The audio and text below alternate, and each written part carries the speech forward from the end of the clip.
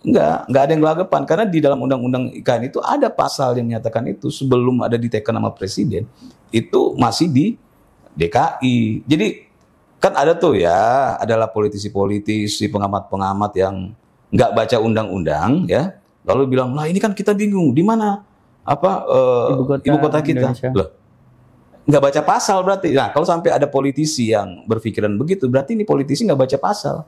Ya. Di undang-undang itu jelas kok bahwa di pasal di undang-undang IKN itu jelas bahwa setelah silakan baca, saya agak lupa di pasal berapa. Jadi setelah diteken oleh presiden ya, baru resmi pindah gitu kan. Nah ini kalau belum di situ disebutkan selama belum ya masih di DKI gitu. Dan biarkan IKN itu sedang proses pembangunan gitu kan. Ketika jadi gini nih, mau ngapain? Harus misalnya misalnya pindah gitu kan, mau ngapain?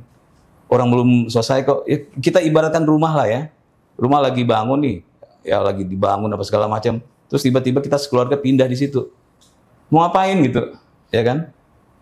Jadi inilah ya bagi masyarakat ya, jangan dengarkan omongan-omongan ya politisi-politisi yang nggak bisa baca gitu kan, terus pengamat-pengamat dadakan gitu. Di undang-undang IKN itu jelas kok bahwa untuk saat ini sebelum ya presiden menandatangani ada sesuatu yang ditandatangani itu masih di DKI ya. Makanya kenapa presiden kita dilantik di DKI walaupun undang-undangnya sudah ada kan ya, karena ada pasal itu gitu. Jadi sangat disayangkan ya kalau sampai ada politisi partai berpendapat seperti itu, berarti dia nggak ngerti undang-undang gitu. Apakah ini bentuk pesimisme bahwa IKN itu akan sukses, Bang? Yang pesimis lah ya. Yang pesimis itu ya hidupnya mereka gitu kan. Ya, kalau hidup mereka pesimis, pemikiran mereka pesimis, ya jangan bawa negara gitu. Bawa pribadi aja bawa pribadi aja.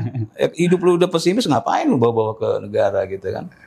Kita nggak perlu lah berpikiran seperti itu. Toh faktanya kalau politisi itu nggak punya tiket, saya bayarin gitu untuk ke IKN. Nah, lihat di sana, karena di sana itu orang-orang pada ke IKN menikmati kondisi IKN yang sekarang, melihat perkembangannya, terus udah ada mulai nyicil lah ya, sudah ada ASN di sana gitu kan.